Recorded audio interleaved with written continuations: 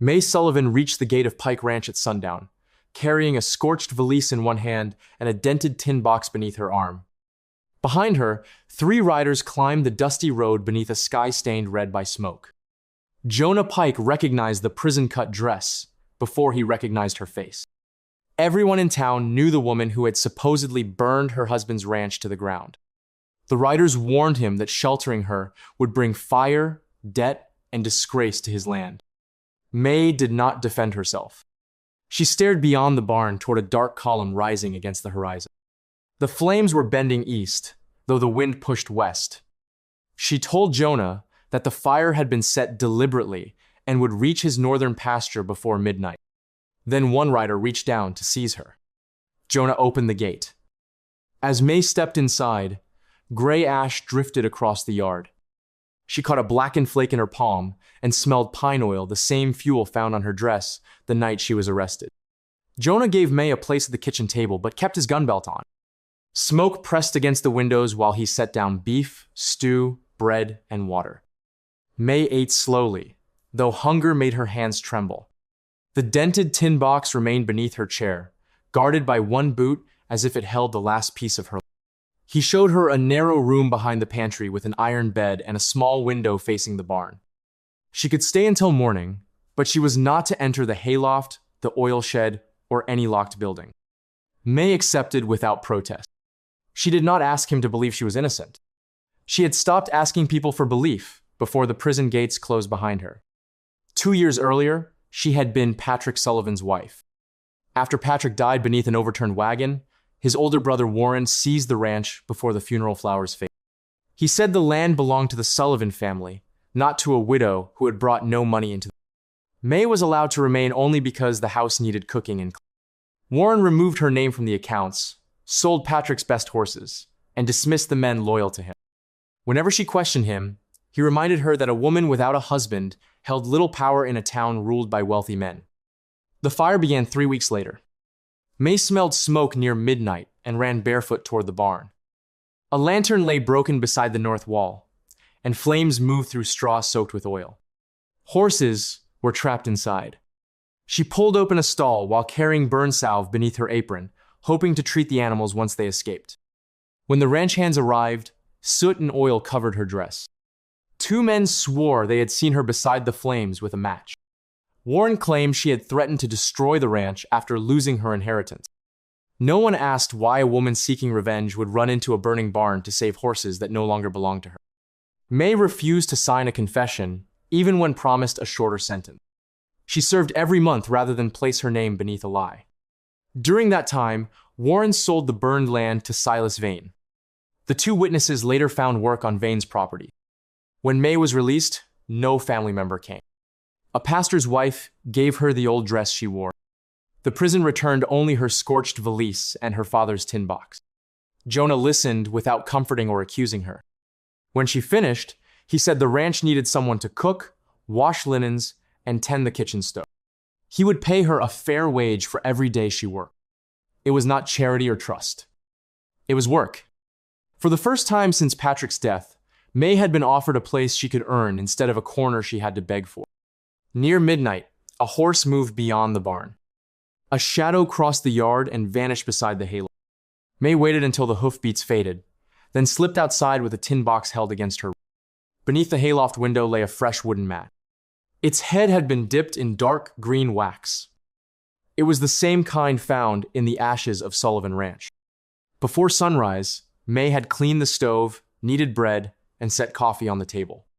Jonah found her carrying ashes into the yard beneath a sky, still stained by distant fire. She had folded the borrowed blanket and placed the kitchen key beside it, ready to leave before anyone changed his mind. Jonah told her the offer remained. She could stay for 1 week, work for wages, and sleep in the room behind the pantry.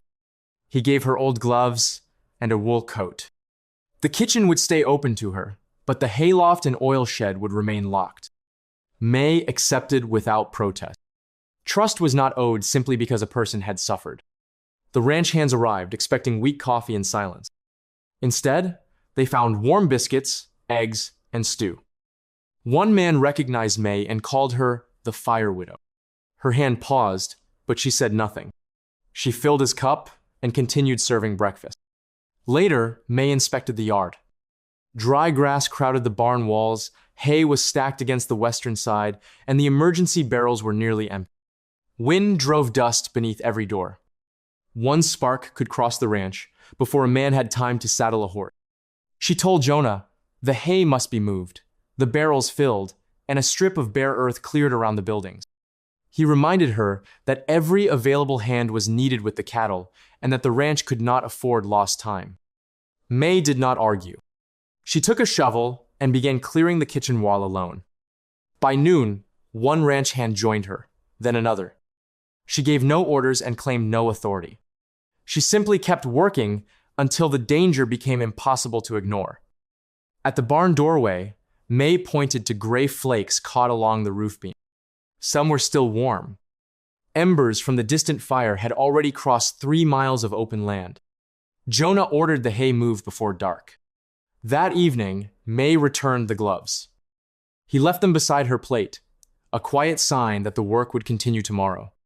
While searching the office for a map of the northern pasture, Mae found an old survey beneath a ledger. A faded line marked an abandoned fire break crossing Pike land toward the dry creek.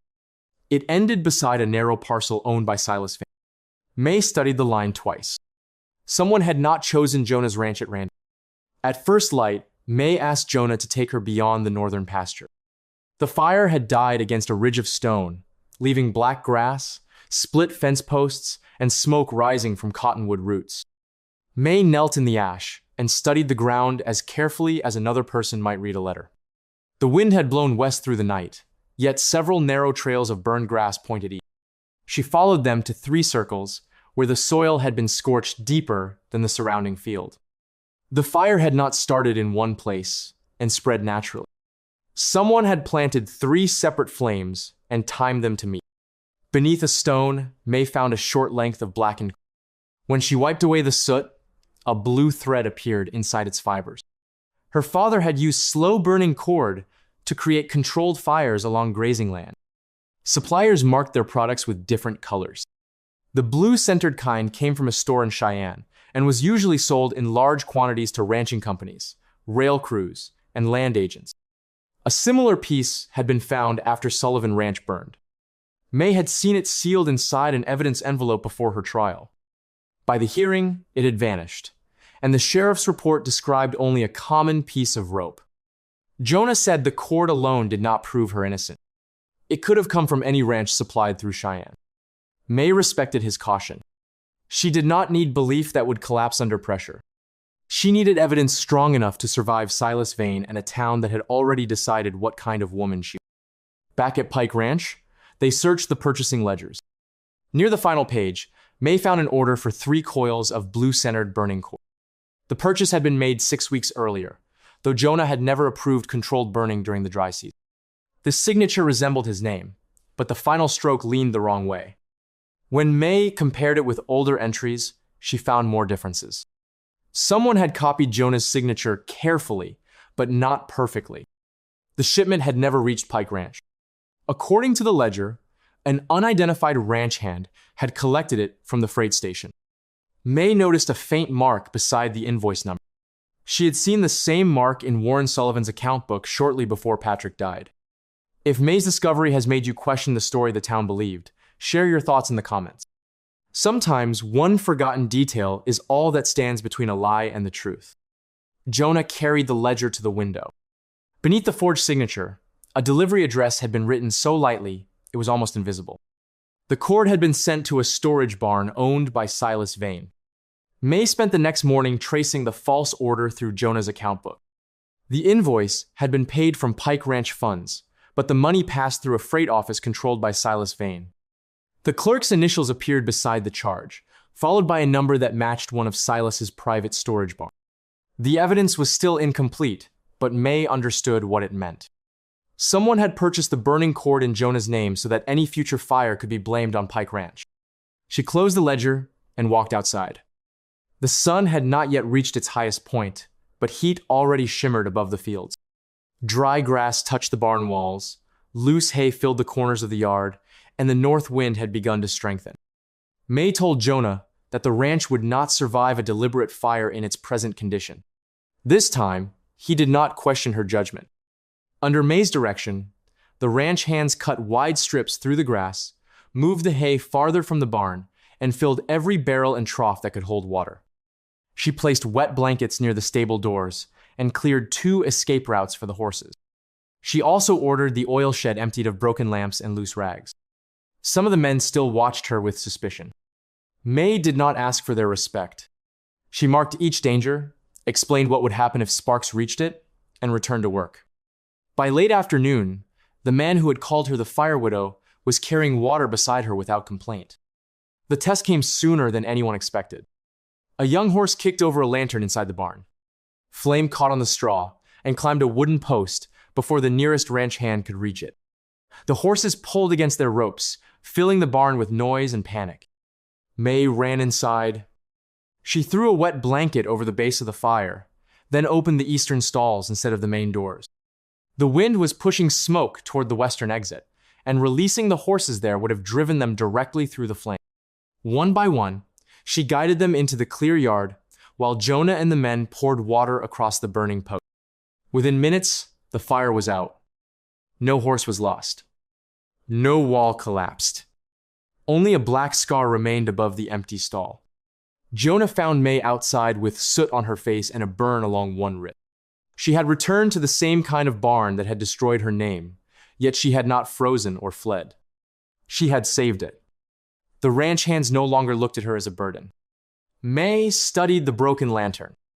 Its base had been loosened before it fell, and the oil inside carried the same sharp scent she had noticed in the ash at the gate. The accident had been arranged. That night, Jonah examined the debts tied to Pike Ranch. One clause allowed Silas's bank to seize the land if fire made the property unfit for cattle. Then a ranch hand called from beside the oil shed. Fresh hoofprints crossed the dirt, left by a horse wearing a damaged crescent-shaped shoe. Jonah went still when he saw the mark. The shoe had belonged to Caleb, his brother who died in a grass fire 10 years earlier. The crescent-shaped hoofprint troubled Jonah more than the attempted fire. Caleb's horse had worn that damaged shoe during the last year of his life. After Caleb died, Jonah sold the animal to pay funeral debt. He had not seen the mark in 10 years. Mae offered no theory. She knew grief could make questions feel like answers. Instead, she helped cover the print with a feed crate so the wind would not erase it. The following days settled into a quiet rhythm. Each morning, Jonah left coffee beside the stove before riding out. Mae never thanked him aloud, but the cup was always washed and returned. One evening, she found his coat hanging from a chair with a burned seam along the shoulder. She repaired it after everyone slept. The stitches were small and stronger than the original thread. Jonah wore the coat the next morning without mentioning the repair. Trust grew through those silent exchanges. It was not love yet. It was 2 wounded people learning that kindness did not always demand payment. While replacing a fence post, Jonah drove a splinter deep into his palm. Mae led him to the kitchen, washed the cut, and lifted a needle from the stove flame. The wood popped behind her. Mae's hand froze. For one breath, she was barefoot inside the Sullivan barn again, surrounded by smoke and panicked horses. The needle slipped from her fingers. Jonah did not touch her or tell her to calm down. He remained seated across from her and waited until the kitchen returned around them. Mae picked up the needle and finished the bandage. Later, rain tapped against the barn roof. It was the first rain in weeks. Mae stood in the doorway, watching dust darken into mud. Jonah joined her but kept enough distance that she did not feel trapped. She admitted that fire was not what frightened her most. What frightened her was how often a lie could be repeated, until even decent people stopped searching for the truth. Jonah told her about Caleb. His brother had died trying to stop a grass fire near Vaneland. Silas claimed Caleb had ignored warnings and ridden into the flames drunk. Jonah had believed him because anger was easier to carry than doubt. Mae said the person blamed for a fire was often the one found closest to it. The person who planned it usually stood far enough away to keep smoke from his clothes. That night, Jonah opened Caleb's old trunk. Beneath a saddle blanket, he found a freight receipt for blue-centered burning cord. The purchaser was Silas Vane. Silas Vane arrived at Pike Ranch before noon with a lawyer, 2 armed deputies, and an order bearing the county seal. He ignored the fire breaks Mae had built and looked directly at her. The satisfaction in his face told her he had not come to investigate a crime. He had come to finish one. The lawyer announced that Mae had violated the terms of her release by carrying incendiary material onto a ranch where another fire had occurred. Silas claimed Jonah's barn had nearly burned only days after she arrived. To anyone who knew nothing more, the pattern looked convincing. Sheriff Mercer was absent.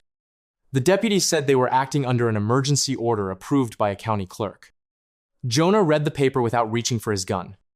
The seal looked genuine, but the date had been written over an older line of ink. He folded the order and kept it in his hand. Silas demanded Mae's tin box. One deputy entered her room and returned with the lock broken. Inside lay the blackened cord from the Sullivan fire and her father's tools for controlled burning. Silas raised the cord before the ranch hands as though he had uncovered a confession. Mae understood the trap. The object she had preserved to prove her innocence had been turned into evidence again. Another rider approached. Mae recognized Amos Bell, one of the 2 men who had testified that she held a burning match beside the Sullivan barn. Amos claimed Mae had threatened to burn Pike Ranch if Jonah refused to shelter her. His eyes avoided her. His coat was new, his horse expensive, and a silver V marked the saddle. The ranch hands shifted uneasily. They had seen Mae save the barn, but the order, the hidden cord, and a sworn witness made guilt appear official. Silas offered Jonah a choice. He could surrender Mae and sign Pike Ranch over as security, or protect a convicted arsonist and lose the land at auction the next morning. Mae stepped toward the wagon. She would not let Jonah lose his ranch, because he had given her work and one unlocked door. Jonah moved between her and the deputy. He asked for the order's registry number, the clerk's signature, and the name of the judge who had approved the suit. The lawyer could answer only one question. Jonah then pointed out that the county seal had been replaced 3 years earlier. The paper might frighten a ranch hand, but it would not survive examination inside the sheriff's office. Silas's expression hardened. Jonah said Mae would go to town only with Sheriff Mercer, with every piece of evidence recorded and every witness questioned publicly. Until then, no one would take her through his gate. As the deputies hesitated, Mae studied Amos Bell. Then she noticed the horse beneath him. A crescent-shaped gap marked its rear shoe. It was the print found beside Jonah's oil shed, and the same damaged shoe once worn by Caleb Pike's horse. Jonah did not raise his rifle or order the gate closed. He handed the suspicious warrant back to the deputies and said the matter would be settled in town, where every word could be recorded by the sheriff. Mae chose to go. She had already spent 2 years beneath a verdict built from missing evidence and purchased testimony. She would not run because Silas had brought the same lies to another doorstep. Jonah prepared a wagon and placed the forged ledger, Caleb's freight receipt, and the blackened cord inside a wooden box. Each item was wrapped and marked before the deputies so no one could later claim the evidence had been changed. Before leaving, Mae examined Amos Bell's horse. The crescent-shaped gap in its rear shoe matched the print beside the oil shed. Jonah also recognized a pale scar above the hoof, left years earlier when Caleb's horse struck a wire fence. Amos claimed he had bought the animal from a trader, but he could not provide the trader's name. On the road to town, Mae sat beside Jonah with the broken tin box in her lap. He did not promise that she would be safe or that the truth would win. He simply made certain no one placed her in chains. At the sheriff's office, Mercer inspected the order. The county had stopped using its seal 3 years earlier. The registry number belonged to a livestock complaint, and no judge had authorized Mae's arrest. The deputies stepped away from Silas. Jonah placed the evidence on Mercer's desk. He explained the false invoice, the redirected shipment, the cord found at the burned pasture, and the receipt bearing Silas's name. He also asked that Amos's horse be held in connection with the fire at Pike Ranch. Then Jonah stepped aside. He allowed Mae to explain the burn patterns, the missing evidence from her trial, and the changes made to the original report. For the first time, a room full of men listened without interrupting or deciding what her words meant before she finished. Mercer compared the old report with the preserved cord. His face tightened when he realized that one page had been replaced after he signed it. Silas warned them that none of this would stop the auction. Pike Ranch would still be sold at noon the next day. Mae looked down at her broken tin box. When she pressed one bent corner flat, the bottom shifted beneath her fingers. A hidden compartment opened. Inside was a folded sheet in her father's handwriting, marked with 3 planned fire sites and the name of the man who had paid for them. Mae unfolded the hidden sheet across Sheriff Mercer's desk. The paper was old and darkened by years inside the tin box. Her father had drawn 3 fire lines in red pencil. One crossed Sullivan Ranch. Another marked the land where Caleb Pike died. The third ended at Jonah's northern pasture. Beside every line was the same name: Silas Vane. Mae's father had once prepared controlled burns for ranchers across the valley. 10 years earlier, Silas hired him to create a firebreak near Vaneland. The request appeared ordinary until he studied the marked location. The burning cord had been placed where the flames would turn with the slope, block Caleb's escape, and trap anyone riding from the east. Her father refused to complete the work. He kept the map, the delivery numbers, and a record of money Silas paid Amos Bell 2 days after Caleb's death. Jonah stood silent beside the desk. For 10 years, he had believed Caleb rode drunk into a fire of his own making. The map showed that his brother had followed a false warning into a trap.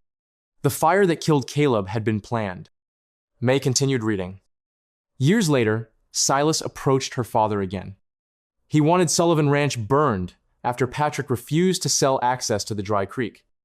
Beneath that creek ran an underground water channel connecting Sullivan land to Pike Ranch. Whoever owned both properties could control the only reliable water route through the valley during a long drought. Her father refused again. Soon afterward, he became ill and died before reaching the sheriff. He hid the evidence inside the box, believing Mae would find it if the lock was ever forced open. Patrick must have discovered part of the scheme. His wagon overturned on a clear road only weeks before the Sullivan fire. The map could not prove he was murdered, but it gave Mercer reason to reopen the case. The delivery numbers matched Caleb's freight receipt and the false order placed in Jonah's name. Mae then examined the altered report from her trial. The original notes described medicinal oil on her apron, not lamp fuel. She had carried burn salve into the barn for the horses. Someone later changed the wording to make it appear she possessed an accelerant. Amos Bell began to shake. Mercer asked why his name appeared beside 2 payments from Silas. Amos claimed they were wages, but the dates matched Caleb's death and Mae's conviction. When Mercer ordered the freight ledgers brought in, Amos looked toward the door. Silas told him to remain silent. The command revealed more than a confession. Amos admitted that Silas had given him Caleb's horse and paid him to testify against Mae. He had also ridden to Pike Ranch, loosened the lantern base, and left the green wax match near the hayloft. The barn fire had been a test to see whether the ranch could be destroyed before the bank seized it. The balance of power changed. Mae was no longer asking anyone to believe her. She was the person explaining the evidence they had failed to understand. Outside, the first auction bell rang. Silas reminded Jonah that an investigation did not erase a debt. Unless the sale was stopped before noon, Pike Ranch would still belong to the bank. Mae gathered the map, the receipts, and the altered report. For the first time, Silas stepped back when she approached. The woman he had sent to prison was carrying the truth into a public square where he could no longer bury it. The auction had begun when Mae, Jonah, Sheriff Mercer, and 2 deputies entered the public square. Silas Vane stood beside the auctioneer with the bank papers arranged on a table. Ranchers, merchants, and church members crowded the street, including many who had watched Mae taken away in chains. The auctioneer announced the debt and called for the first bid. Mercer ordered him to stop. Silas protested that a sheriff had no authority over a lawful sale. Mercer answered by placing the forged warrant, the altered fire report, and the false purchase invoice on the auction table. The square fell silent. Mae stepped forward with her father's map. She did not ask for pity or speak about the years prison had taken from her. In the same calm voice she had used while teaching the ranch hands about fire, she explained the 3 planned burn sites, the delivery numbers on the blue-centered cord, and the order forged in Jonah's name. Mercer then displayed the original notes from Mae's trial. The oil on her apron had come from medicine used to treat burned horses, not from lamp fuel. Someone had replaced that description before the hearing. The crowd began looking towards Silas. Amos Bell was brought forward under guard. Faced with the freight records and the payments bearing his name, he confessed publicly. He admitted lying at Mae's trial, setting the test fire at Pike Ranch, and riding Caleb's old horse to leave evidence near the oil shed. Silas called him a coward and a liar. Mercer produced the bank contract. The clause allowing Pike Ranch to be seized after a fire had been added after Jonah signed it. The ink differed from the rest of the document, and the listed witness had died before the change was supposedly made. The auctioneer lowered his hammer. The sale was suspended. Every debt held by Silas's bank against Pike Ranch would be reviewed by a county judge. Silas was arrested for fraud, bribery, destruction of property, and conspiracy to present false evidence. The deaths of Caleb Pike and Patrick Sullivan would also be investigated again. No one cheered as the deputies led him away. The silence carried more weight than applause because it belonged to people who understood how easily they had mistaken wealth for. Before the whole town, Sheriff Mercer admitted that he had trusted convenient testimony, failed to protect evidence, and signed the report that sent an innocent woman to prison. He promised to request that Mae's conviction be erased and her property claim restored. Mae did not accept an apology for the years she had lost. She asked only that the official record carry the truth, so no child would one day read her name beside a crime she had tried to prevent. Jonah stood beside her, not in front of her. He told the crowd that Pike Ranch still stood because Mae had noticed what everyone else ignored. She had saved the barn, exposed the false debt, and returned Caleb's honor. The woman once called a destroyer had become the reason the valley was. If Mae's patience and courage moved you, share this story with someone who needs to remember that truth can be delayed without losing its power. Save the video and subscribe for more stories where quiet strength finally receives justice. That evening, Jonah found the storage room door open. The bed had been made, the borrowed coat lay folded beside the wall, and Mae's scorched valise stood packed beneath the window. She believed justice had ended her reason to stay. Mae planned to leave before sunrise. Her scorched valise was packed, the borrowed coat folded, and Jonah's wages wrapped inside a handkerchief. She intended to travel west and begin again in a place where no one knew her name. Jonah found her beside the kitchen door. He did not block her path. He placed her final wages on the table with a written statement confirming that she had designed the fire breaks, protected the livestock, and saved Pike Ranch. The document would help her find work wherever she chose to go. Mae understood what he was giving her. Not pity. Freedom. Outside, rain had softened the black earth. New grass appeared along the wide strips she had cleared around the barn. What once looked like scars now seemed like boundaries drawn around something worth saving. Jonah walked with her across the yard. Beside the barn stood a new wooden sign. Her name had been painted across it, followed by a title she had never expected: Land and Safety Manager of Pike Ranch. The position included fair wages, authority over the fire crews, and a room inside the main house. Jonah had written every condition plainly so she would know the offer was not charity or repayment. He did not ask her to stay because she had nowhere else to go. He asked because the ranch needed her judgment, the men trusted her, and the house had felt less empty since she arrived. Mae looked toward the kitchen window. For weeks, a cup of coffee had waited there each morning without promise or demand.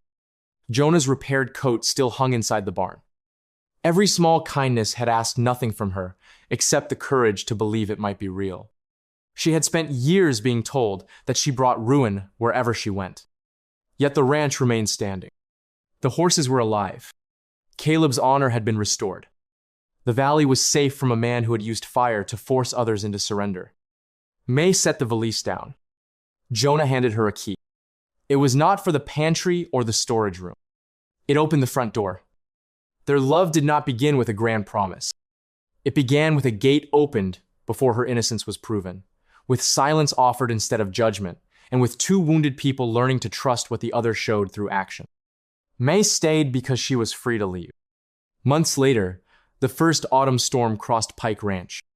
Rain drummed against the barn roof, while Mae and Jonah watched water settle into the dry creek. Beneath the soil, The hidden channel Silas had tried to steal carried life back through the valley. The ranch no longer smelled of ash. It smelled of wet earth, warm hay, and a future neither of them had expected.